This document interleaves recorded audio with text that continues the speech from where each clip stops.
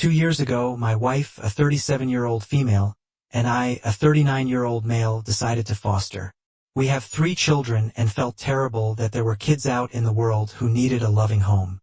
Our first 2 placements only lasted a few days and it was fine, but then we were placed with Olivia, a young teen. I won't go into personal details, but we were her 5th foster home since she was a tween.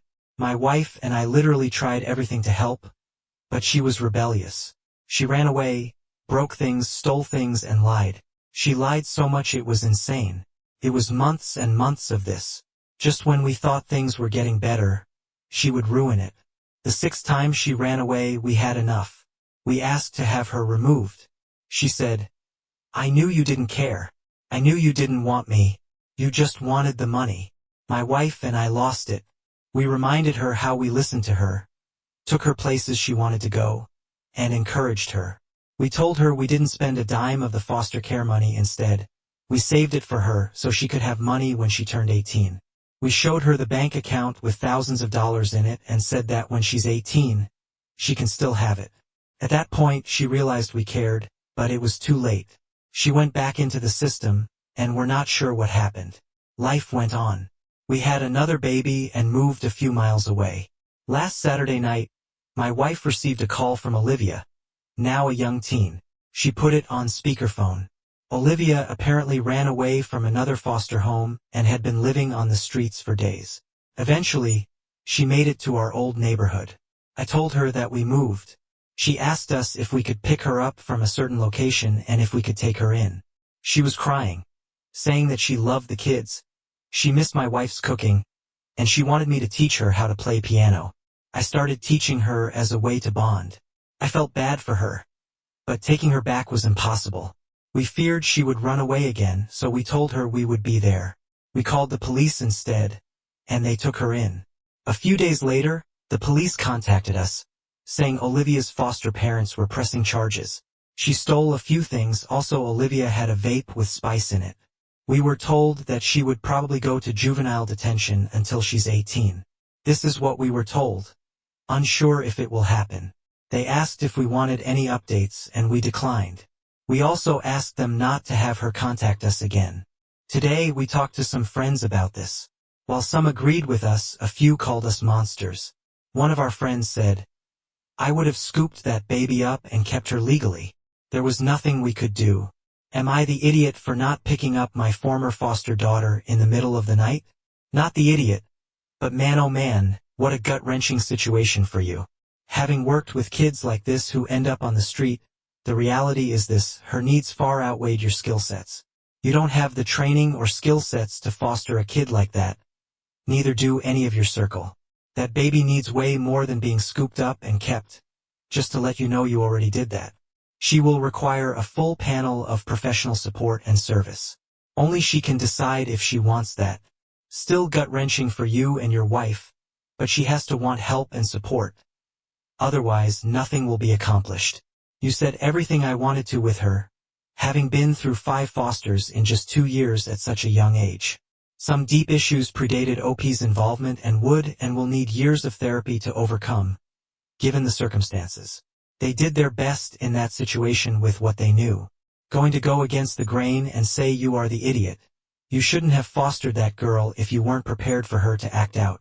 Most kids in the system have been abused or neglected. They don't behave like children who've been raised in a loving home, like it seems you expected her to behave. In my opinion, you ultimately made her situation worse when you should have been aware of what would most likely happen. I hope anyone who reads this or has heard your story is able to understand that fostering is a huge commitment, and that these kids deserve better. Exactly, you are the idiot.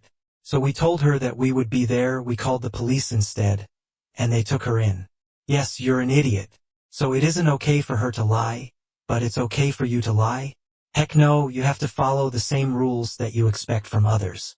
You lied to her. You are no better than her. So, I, a 28-year-old female, have a pretty severe peanut allergy. I carry an EpiPen everywhere and have had some near-fatal experiences in the past because of it.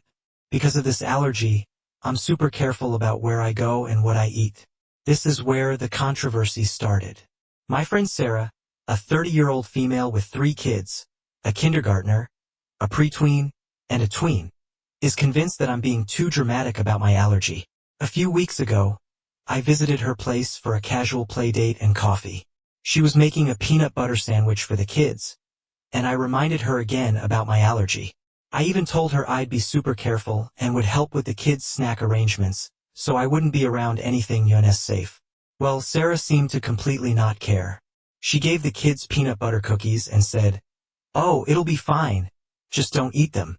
I freaked out a bit and told her it's not just about me eating the food.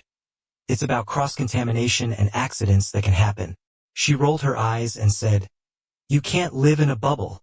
Fast forward to today, I went to a birthday party to which Sarah was also invited. Again, she brought peanut butter cupcakes for the kids. I can't even describe how furious I was. I confronted her and told her that she absolutely needs to be more considerate of my allergy, especially since I'm putting myself at risk every time I'm around her. Now, she's posting on social media about how I don't like her kids, and that I'm making her feel like a bad mom because she can't feed them what she wants. She even sent me a text saying, "You're being dramatic and making everything about you. Am I the idiot for expecting her to keep her kids' snacks peanut-free when I'm around? Am I being unreasonable, or is she just being neglectful and inconsiderate?" I honestly feel like I'm losing my mind here. Peanut butter sandwiches, peanut butter cookies, and peanut butter cupcakes. If this is real, Sarah's trying to prove something, and she's gonna get you killed doing it. Sarah is not your friend. Stop hanging out with her. Stop going places you know she's going to be, or at least places you know she'll be bringing food. Let people know exactly why. Be clear that you're not calling her a bad mom. You're calling her a crappy friend who thinks allergies are drama. It's not worth your life to educate her. She isn't just showing that she doesn't care. She's acting with active animosity. I don't know why people are like this with illness and allergies, but they will try to test you at the slightest inconvenience. People will decide you're faking whatever is inconveniencing them and attempt to prove it isn't real with some sort of gotcha. Except the gotcha can literally kill you. You need to get this friend out of your life before you end up in the hospital. The background is my daughter, Jen, a fake name for privacy, is married to Sarah, a 48-year-old female. Sarah had a kid from a previous marriage, Mandy, a 21-year-old female. Sarah and Jen have 3 other children, one who is adopted from foster care, and the others conceived through IVF. Mandy goes to college near me and works part-time at the horse farm I own as a riding instructor for youth levels. She's a good employee who's good with both kids and horses, so I've never had any trouble with her. Recently, I overheard Mandy talking to the parents of a student. They asked her how she got the job, and she said, "Oh, my grandmother owns the school, and we call it a family business." This gave me pause because I do not consider Mandy to be family. She's my daughter's stepkid. I took her aside that afternoon and told her that I would really appreciate her not using loaded terms like that. She pushed back, saying, "Jen legally adopted me in the eyes of the court. She is my mom."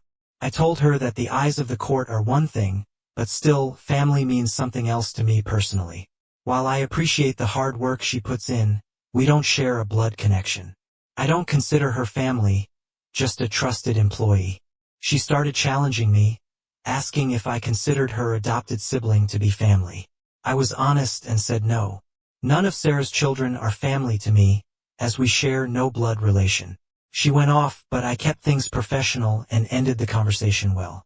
Mandy called out for the next 3 days she was scheduled to work, and I was furious.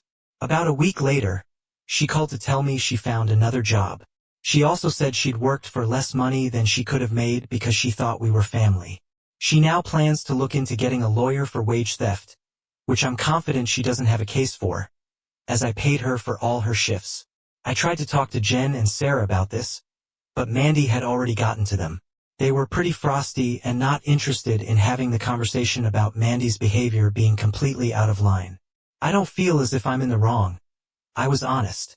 When Mandy asked if I considered her family and enforced a reasonable boundary about it, I can't help that without a biological relation, I don't feel a family connection to someone. Am I the idiot? You are the idiot. Now Sarah, Jen, and their kids know the truth and can act accordingly. Your daughter is the mother of all 4 of these children, whether you like it or not. If you were underpaying her, not paying her at least minimum wage, etc., then yes, you committed wage theft. Mandy didn't get to anyone, and her behavior was not out of line.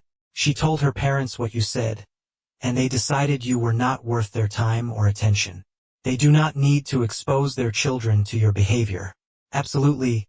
How can you say this to this young woman, and why? Why would you say those terrible things about your daughter's other children? Blood doesn't make family. Again, louder for the people in the back. Blood doesn't make family. I hope you're happy because you have no family now. Let me guess, you don't really approve of your daughter's sexuality. Do you? You don't like her wife and don't consider her children your grandchildren, so it's pretty obvious what you're leaving out of this. You are the idiot. Family is not about genetics. I hope you get nothing further from your daughter, and that she has a say in picking your nursing home. I'm 38, female, a dressmaker, and have my own shop. It's been a custom in my friend group that my wedding gifts to friends who marry is an original wedding dress made to their taste. I've done this for 2 friends. I love my job and my friends, so it's always been an easy choice for me. However, I'm currently 26 weeks pregnant with my first child and trying to lessen my workload as I prepare for my maternity leave and pass larger projects over to my employees. My friend informed me last night that she's getting married. I was of course so happy for her and congratulated her. She asked me if I'd be making her dress for her, and I told her, of course, just let me know when they had a date. I was told they already had a date in January, which was fine. A year and 5 months, perfect, plenty of time to do the designs and make it. I expressed as much to her, but she corrected me. It wasn't next year like I assumed. I was a bit shocked. Edit this and told her that if that's the date she'd picked, I'd have to take back my promise. There was no way I could make her dress in that time frame, as I would not be too long postpartum. I asked her to reconsider the date if she wanted me to make a dress, pointing out that 5 months wasn't much time to plan a wedding anyway. But she insisted that was when she wanted it. I didn't push as it was up to her, but I made it clear I would not be able to make that dress for her. Then she didn't understand this, pointing out how I'd be taking time off work soon anyway, and that couldn't I just use that time to make her dress. I admit, in hindsight, I got a bit snappish here. She likely didn't realize just how much work goes into a wedding dress. But I asked her, if you'd hit your head, why do you think it's okay to ask me to put stress on my pregnancy for your wedding dress?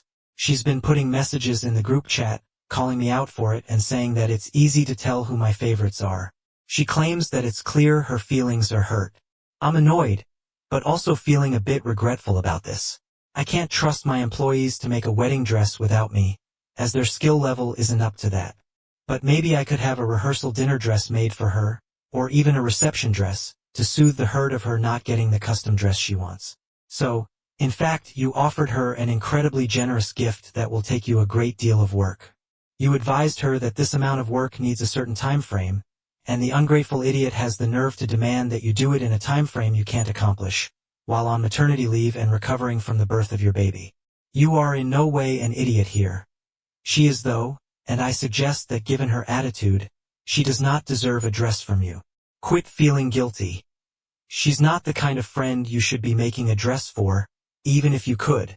The same friend group that she gave you 5 months to make her dress while pregnant, the ones who have gotten a dress will absolutely understand.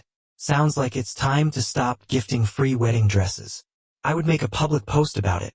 Something like, due to the recent behavior of a former friend of mine, I will no longer be gifting custom wedding dresses to future brides. Going forward, you can have certain folks pay for the custom materials if you so choose, but even then I wouldn't bother. As a seamstress and cosplayer myself, the audacity of your friend is astounding. And to anyone who thinks you're in the wrong, time to cut them out of your life. I'm 39, female, have 3 kids, 18-year-old female, a teen female, and a teen male with my husband, 48. The problem is with my mother-in-law, 70, and my son, let's call him John. For a few months, my mother-in-law has been commenting that my son wears normal clothes, Nike, Adidas, and Reebok, while my daughters wear high-fashion stuff. I try to make her understand that John doesn't care about clothing and that I buy him most of his clothes. He spends a lot of money on PC games and graphic cards and always wants the newest iPhone Pro. She accused me of favoring my daughters and spending more on them because they wear more expensive clothes. I tried to explain to her that John's gaming PC setup alone is twice as expensive as my girls' wardrobes combined. But she didn't care and started to compensate. She began giving money and gifts exclusively to John, not to her granddaughters. When my husband and I told her this wasn't fair, she said that I should taste my own medicine. The relationship between my mother and my daughters went downhill pretty fast. But she doesn't care. She's too fixated on John. My husband warned her and had many debates with her, but she was adamant. Even worse, she started airing our dirty laundry in public and spreading the lie that John is a second-class citizen in our home. I finally flipped this past Sunday. She accused me again of favoritism in front of my sister-in-law. I asked her to go to John's room and check the stuff herself, and then Google the prices. I told her to shut the heck up already and stop damaging my son's relationship with his sisters with her venom. She left my house crying and pathetically threatened me. My husband and sister-in-law think I was right in principle, but I was too hard on her. Now I feel kind of bad. She is my husband's mother after all, and I want them and her and my kids to have a good relationship. Am I the idiot or not the idiot? This was a blow-up that was coming in a long time. What you and your husband do inside your house with your kids is your business. When they're technically being treated equally, just because your mother-in-law doesn't understand economics doesn't mean she automatically has authority over your household. Maybe it was a little too harsh, maybe it wasn't. That's up to you to determine. I personally stand behind what you've said. You didn't say anything threatening to her. Her character was not attacked. You addressed the situation as it was. Wow, are Nike, Adidas, and Reebok normal? I grew up wearing Kmart clothes. I know they're gone now, but I'm old. You can't fix the damage she's doing to your daughters. She's obviously a boy grandma. It sounds like your mother-in-law is misogynistic. If your husband is on board with keeping things fair, then when the mother-in-law overcompensates towards your son, refuse the gifts, block her on social media, and go low contact. You don't need that crap in your life. Your daughters can see how she's favoring your son, and that alone will taint the relationship they have with her. That is not your doing. If the mother-in-law chooses to go this route, that's all on her. You cannot control her behavior.